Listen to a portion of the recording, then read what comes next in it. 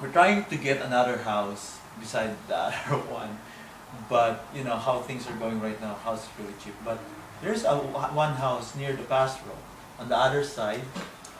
Sa may, I forgot the name already, but Carefree.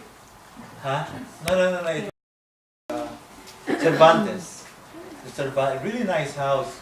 The reason I like it because there's two kitchen there. And then I can always invite Brother Jojo to cook. Dahil dalawa yung kitchen, I can cook Tio without being, you know, without being shouted upon by my neighbors. Kasi dun sa kabila is pretty much white neighborhood. So, magluto ka doon, sisigawan ka. Nagluto si Jay dun eh. Nangamoy eh.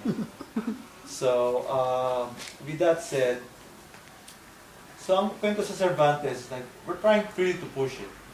Kasi, you know, house is really cheap. You don't want to raise it up, nakakabili na. So low. Pero nakita ko yung Panginoon, sabi ko sa Panginoon, we got all appliances by, lahat, everything, clear house. And then, I mean appliance kasi everything. Kinuha namin ulit yun eh, dahil it's not kalooban eh. So you pretty much flip it and then let go. So sabi ng Panginoon